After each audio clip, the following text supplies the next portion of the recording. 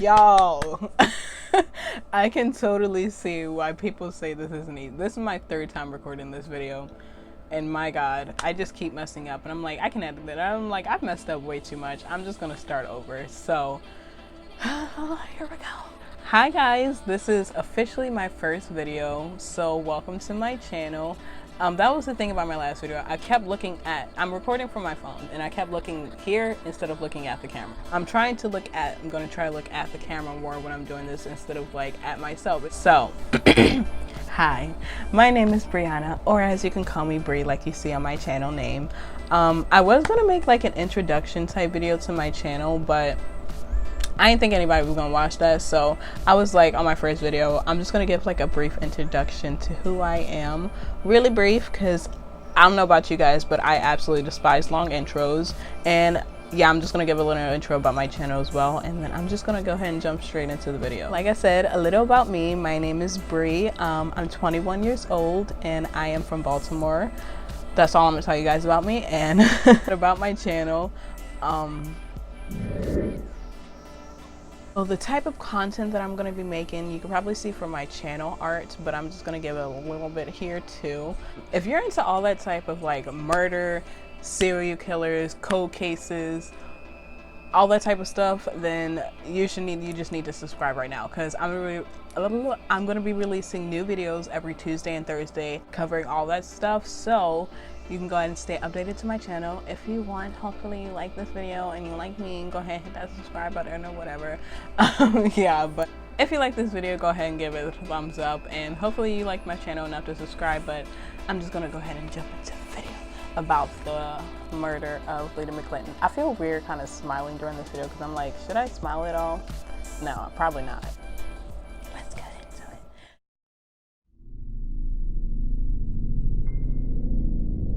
Just starting off about who Lita Mcclinton was. Well, Lita Mcclinton was born on January 7th, 1952. Her birthday just passed, actually, now that I think about it. Lita grew up in a pretty elegant and proper Southern home because of who her parents were. Her dad was Emory Mcclinton, who was a former U.S. Department of Transportation official, and her mom was Joanne Mcclinton, who was a Georgia state representative. Poppy ended up growing up to go to Spelman College, where she, presumably because of her parents, that's what I'm assuming, she ended up majoring in political science. Now, while Lita was at Spelman College, she ends up meeting someone named Poppy Marable, who becomes her best friend, who was also a political science major. Well, Poppy says despite the fact that they were both political science majors, their true passion was actually for fashion.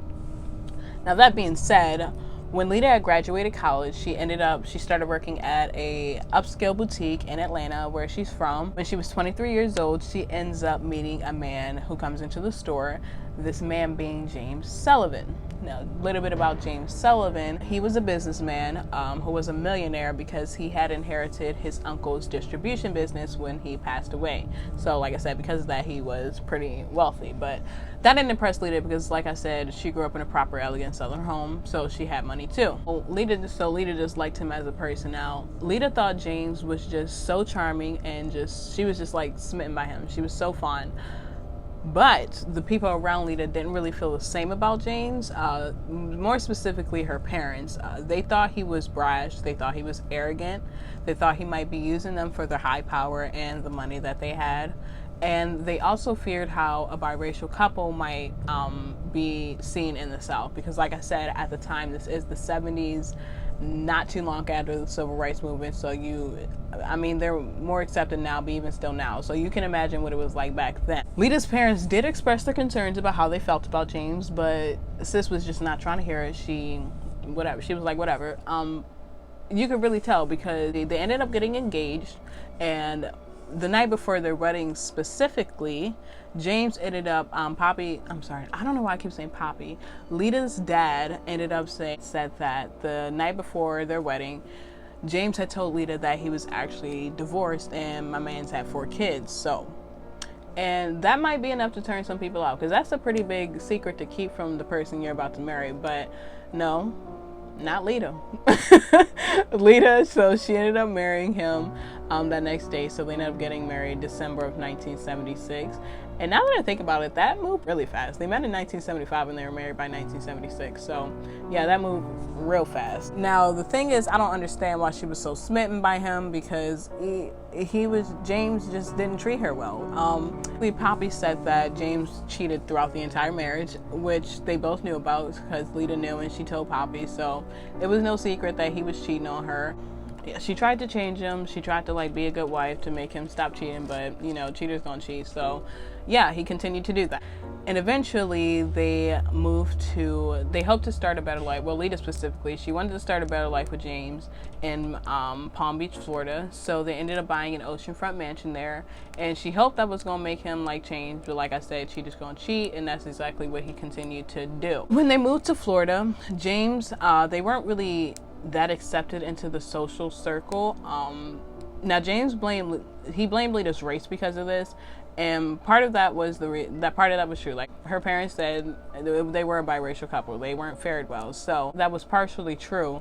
However, that wasn't the entire reason. It was also because James himself, they could just tell that like he didn't come from money. They could tell he came into money. And I remember reading when I was like doing the research for this, Lita's mom had made a comment like that. She had said that James was just like, he didn't like his hands, because he said you could just tell they were like working man's hands or something like that. So he was really just trying to make himself be perceived as something he didn't like come from, but that's what he wanted to be seen as. While he was married to Lita, he started dating a woman named Sookie Rogers.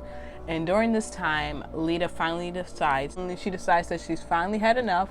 And after almost 9 years of marriage, it was 9 years. After 9 years of marriage, she decided that she wanted a divorce. So she packed up all her stuff, packed up her Mercedes, and she moved right back to Atlanta to a townhouse that they had bought together. She eventually, while she was there, she dove herself into charity work, and she even started dating again, Poppy says. And Poppy also said that she didn't just wake up one day and decided that she wanted to divorce James. She had actually been planning this already. And in fact, she actually already had all the important documents of James's that she would need for the divorce. So the day of the murder. So on January 16th, 1987, sorry, I had to look over at the note paper to see the date real quick. I can't remember dates that well, like when I'm doing this, but anyways, so on that date, an Atlanta judge was actually set to decide whether Lita could challenge a prenup that she had signed for James about his $8 million estate. So if the judge decided that Lita lost, she would get the regular $200,000 in alimony payment that she was set to give. However, if she won, she could have won anywhere from 0 to all of James's estate. Now, if you know, an easy way to like challenge a prenup is if your partner was cheating. So Sis was like set to get some money, more than likely. I will never know, because on that day, Bob Christensen, who was Lita's neighbor at the time, back in Atlanta, and Bob already knew about James Sullivan. Like, he knew already about all the trouble Lita was going through with her marriage and the divorce, and what type of person he was throughout the marriage, and all that, I was gonna say good stuff, but all that bad stuff. And so the day of that judge was set to rule, he recalled seeing a man inside of the courtyard, standing near Lita's door, and the man was carrying a box of flowers. So Bob thought it was strange, but he ended up paying no attention. He went into his garage. Now, when he was inside his garage, a few seconds later, he ended up hearing boom, boom, he heard some gunshots. Bob said he immediately thought of James Sullivan because, like, and he's right, why else on earth is someone just going to show up at her door and kill her? Like, given the facts, like, who else would it be, really? But yeah, he said he immediately thought it was James Sullivan and was like, why on God's earth would anyone else do that? So after he heard the gunshots, he rushed to Lita's side. She had been shot in the head, and this is the creep. This part just like gives me chills. It's like creepy. But laying next to her was an unopened box of long stem pink roses. Poppy was also there with Lita the night that she was shot. Poppy was there with her 3-year-old daughter. And after Lita was shot, they ended up rushing her to the hospital, but unfortunately, Lita did not make it, and she passed away. Now, Lita's parents immediately thought that James was responsible. They thought he murdered her over, I mean, it's not far-fetched. They thought that he had murdered her over the money relating to his estate.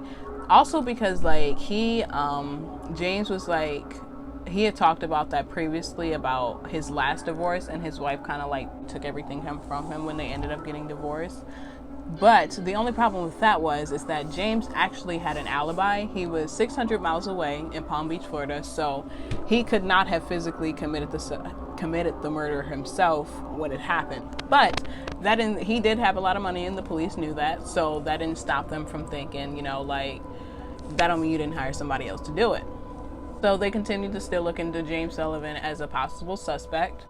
And even, the thing that like gave him away partially already, with the police looking into him, is that the day before the murder, he was seen playing tennis with Sookie. And then the day of the murder, after it happened, this is after he got the news about it, he went and had dinner with her. Like, he just ain't care. Like, it didn't bother him at all. My man was like, well, I gotta eat anyway, so it was on his way. So the only evidence that they had to go on at the time of the murder was a bullet, 2 9mm casings, a bloody nightgown, and a box of roses. I don't know what it is about that box of roses, but like when I was like doing the research about it, it was just like, you know what it is? I think I just got the energy of like because like when I tell you guys, if you watch the video to the end and see like where the box of roses, like where it came from, it's like, it's chilling, it's creepy, but I'm just gonna keep going. So the only evidence that they had that partially sort of kind of maybe linked James to the murder was that about 40 minutes after the murder had occurred, a call was made to James from Atlanta, Georgia, to James in Palm Beach.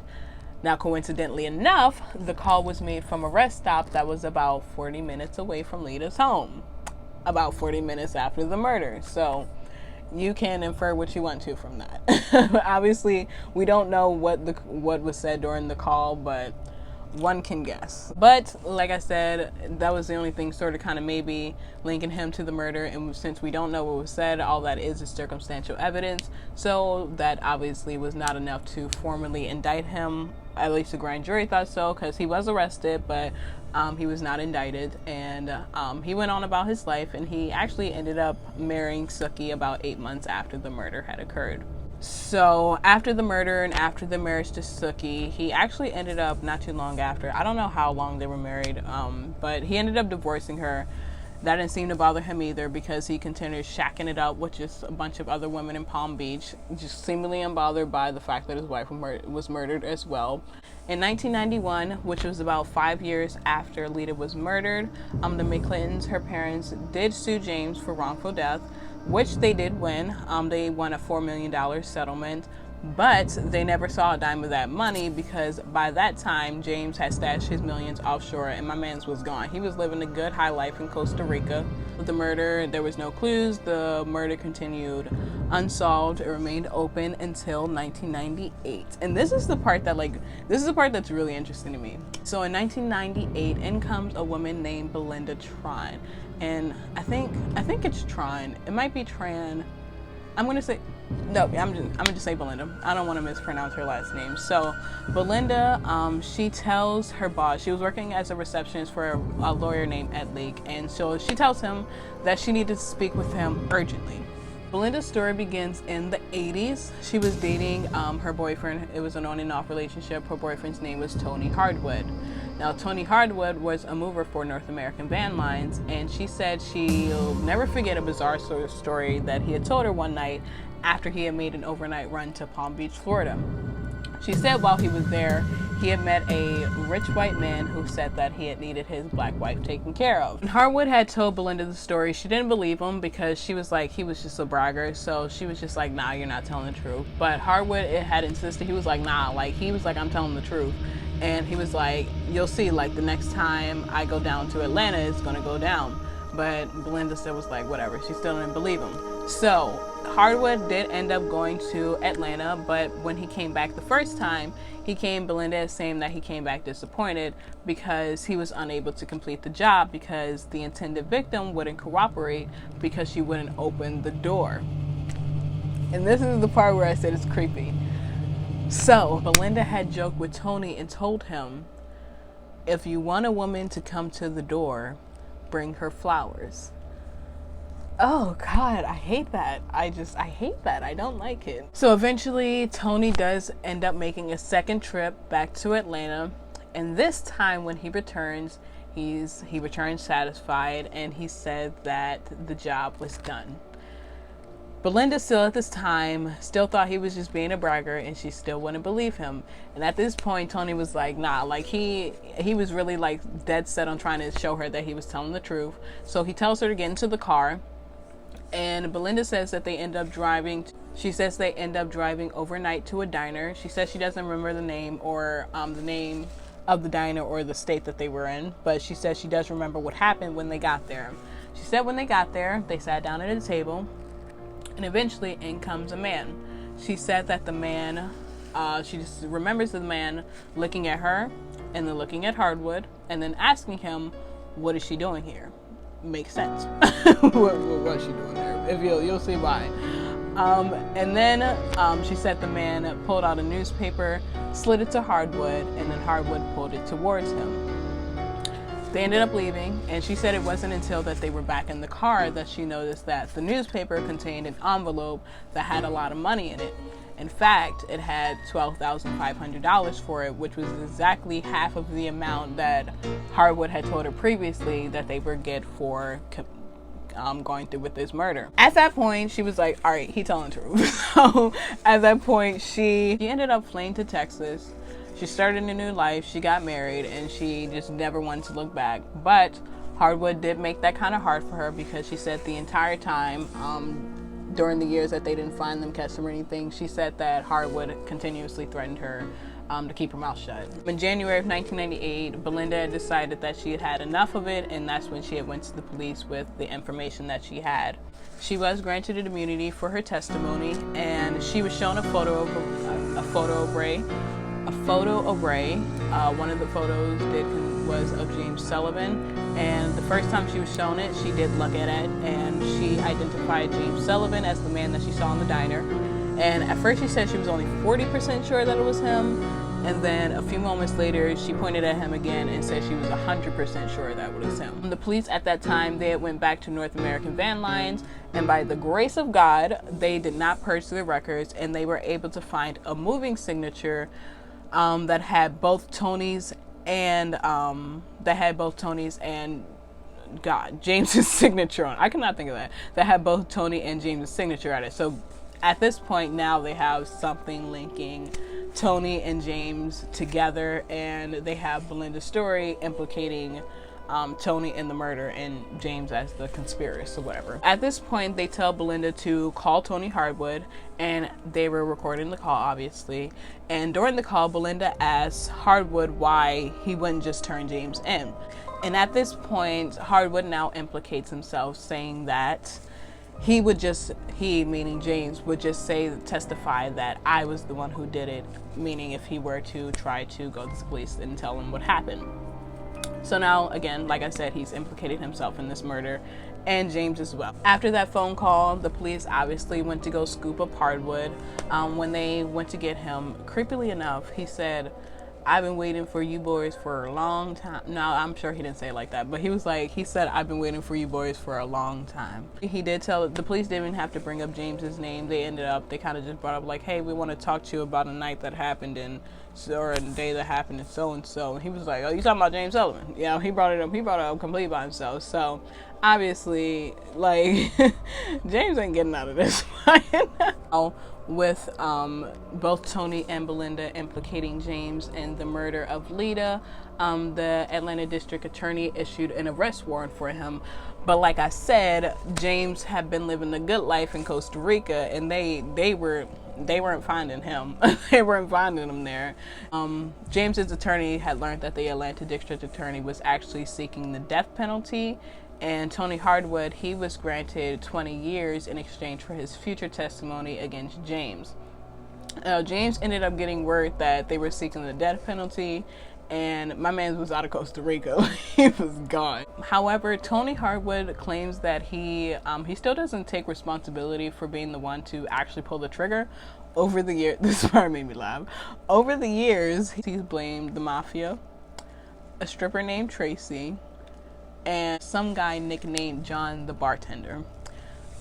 So, like, yeah, once James, he was gone. It was reported that he moved around from Guatemala to Venezuela, Ireland, Malaysia, and he finally ended up landing in Bangkok, Thailand, which would be his demise. Because of him being on the run and whatnot, he ended up being on the FBI's Most Wanted. And because of this, he ended up being featured on America's Most Wanted. And when this was played, the local viewers in Bangkok, Thailand had recognized James Sullivan as the man living right down the street. The police ended up getting like tips from local viewers that he was hiding out in Bangkok, and they ended up putting him under surveillance for a couple years. Finally, they arrested him in July of 2002. But James was not trying to come back to America. He knew what was going to happen. Like I said, they were looking at the death penalty for him, so he wasn't trying to come back. My man, he fought extradition fiercely for like 2 years straight, but he was eventually rejected by Thailand's highest court, and yeah, he was set to be extradited back to the United States to face trial for the murder of Lita Mcclinton. James ended up going on trial in 2004, and just to give a little brief synopsis of what happened, after about 8 days of testimony and 5 days of deliberation from the jury, they ended up finding him guilty of malice murder. No one from his family even like came up to defend him during the court. In fact, his brother had a very creepy quote to say about him. He said, "My brother has this raw, numbing evil that very few people in society get. Fortunately, they have to confront. And I've met this kind of evil in him." His brother Frank said that. So like I said, they did end up finding him guilty of malice murder, and he was sentenced to life in prison without the possibility of parole. He is still currently in prison, and update on Tony Hardwood, he was actually released back in 2018. So that was a crazy roller coaster ride. He got away with it for a pretty long time, but you know, I wouldn't say it always catches up to you. I was going to say it always catches up to you, but the clearance rate for murder is actually it's kind of low, but yeah.